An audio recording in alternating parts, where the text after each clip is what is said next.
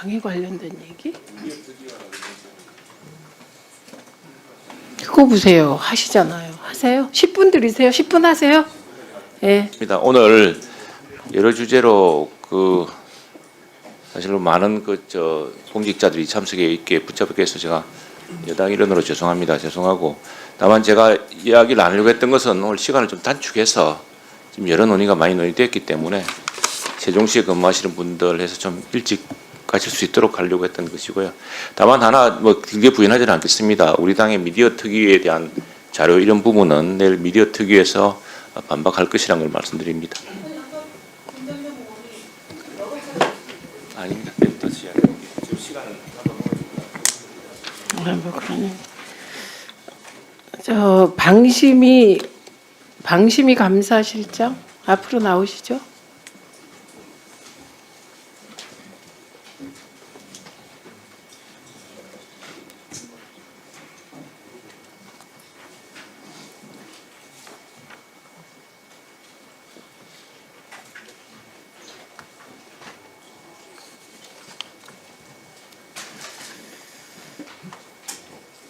최철호 전 선방위원 예, 이해충돌 위반에 대해 권익위로부터 사건 이첩 받았죠? 예, 그렇습니다. 권익위가 뭐라고 했습니까? 조사 확인해서 조치하라고 했습니다. 그게 아니죠. 과태료 부과 대상이라고 했잖아요. 그러니까 과태료 부과 대상으로 확정했고요.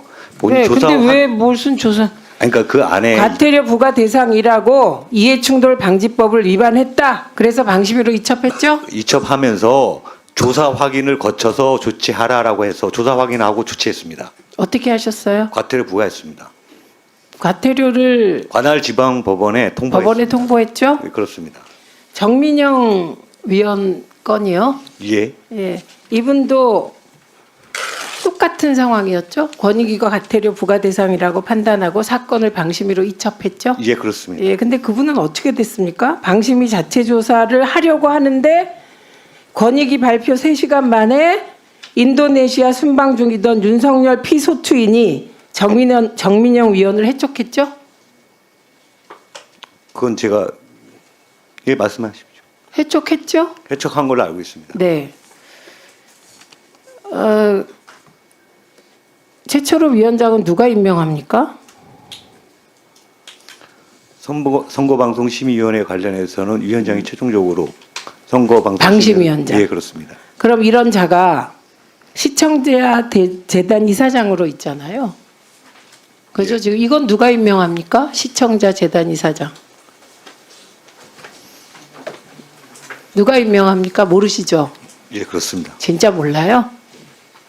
방통위원장이 임명합니다.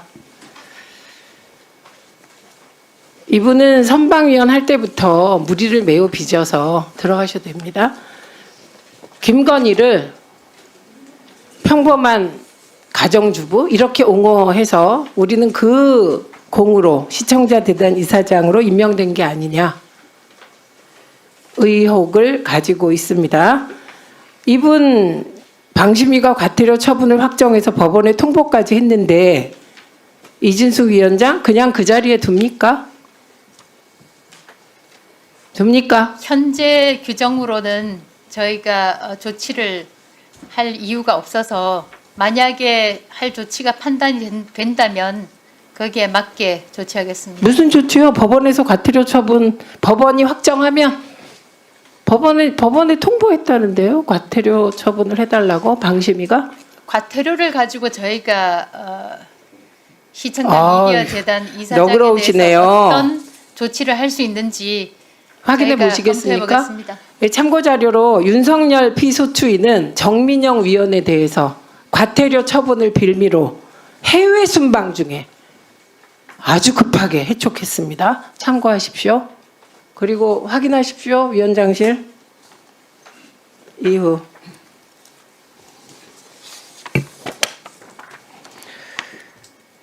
그다음에 지금 계속해서 나오는 얘기가 이진숙 위원장. 예. 방통위가 전기통신사업법 제50조의 금지 행위에 대해 사실조사를 할 수 있다는 거 아시죠? 알고 있습니다. 네.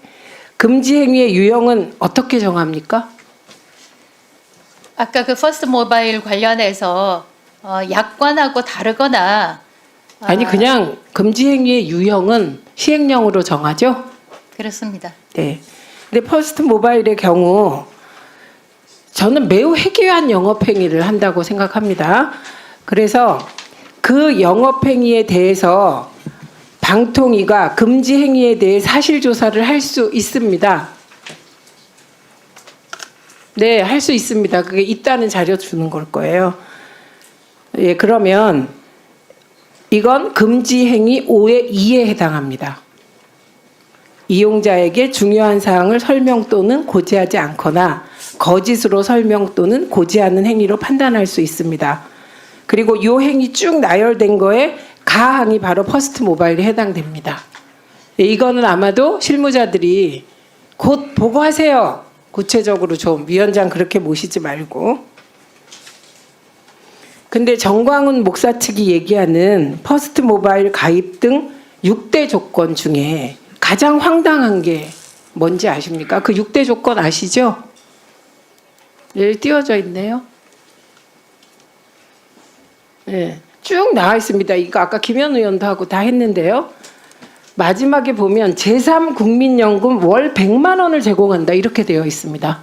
이거 알고 계시죠? 보고 받으셨죠? 알고 있습니다. 이제 저 조건이 뭡니까? 100만 원을 주는 조건. 위에 쭉 1, 2, 3, 4, 5 요거 쭉 다 충족하고 또 하나의 조건이 있습니다. 알고 계세요? 이게 속이고 있는 건데.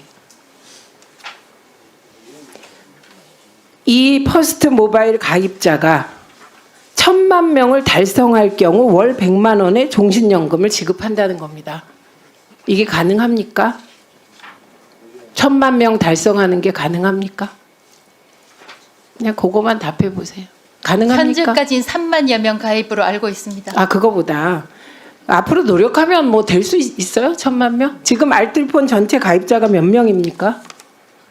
알려드리세요, 뒤에서. 알뜰폰 전체. 예, 옆에서 알려드리세요. 알뜰폰 절대 가입자, 가입자 숫자. 예, 900만 명입니다. 근데 퍼스트 모바일이 지금 몇 프로예요? 그것도 알려드리셔도 예, 돼요. 3만여 명으로 알고 있습니다.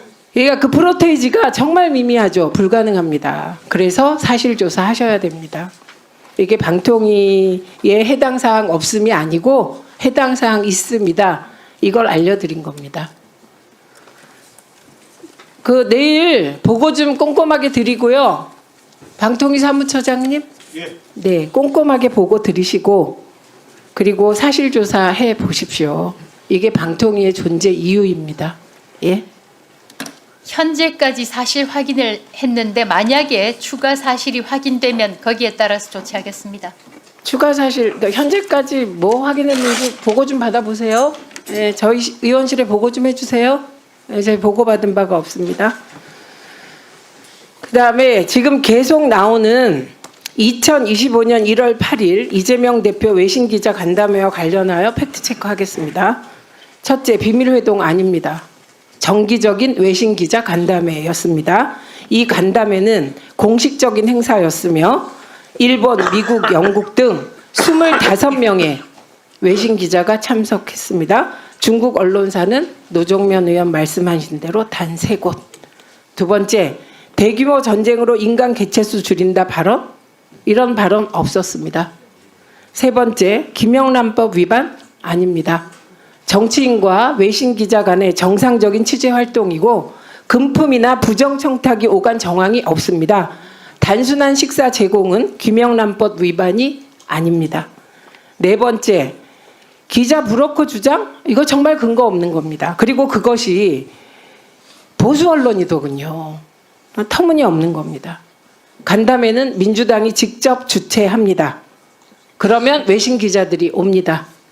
다섯 번째, 우리가 외신 전담 대변인을 운영하는 것은 국제적 소통 강화를 위한 민주당이 너무 일을 잘하는 것이라고 생각합니다. 친중 행보? 터무니없는 소리입니다. 여섯 번째, 민주당은 이와 같은 스카이 데일리와 진짜뉴스 발굴단의 허위사실 유포에 대하여 허위사실 적시 명예훼손 혐의로 법적 대응을 진행하고 있습니다. 뿐만 아니라 관련 보도자료가 발표된 이후 간담회에 참석한 외신 기자들도 국민의힘의 가짜뉴스 유포에 대해 강한 반발을 표명했습니다. 이것이 팩트입니다.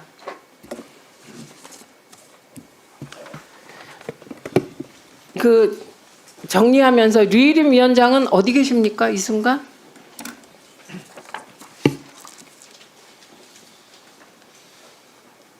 네, 방심위 부속실장 가셨어요? 류일임 위원장은 어디 계십니까?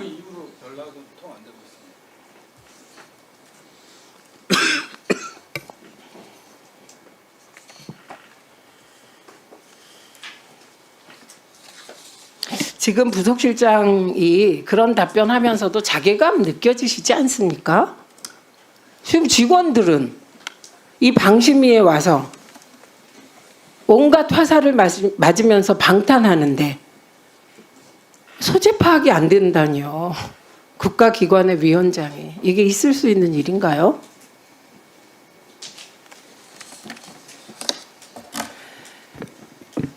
이제 더 이상 질의하실 위원님이 안 계신 것 같습니다. 이상으로 질의를 마치도록 하겠습니다.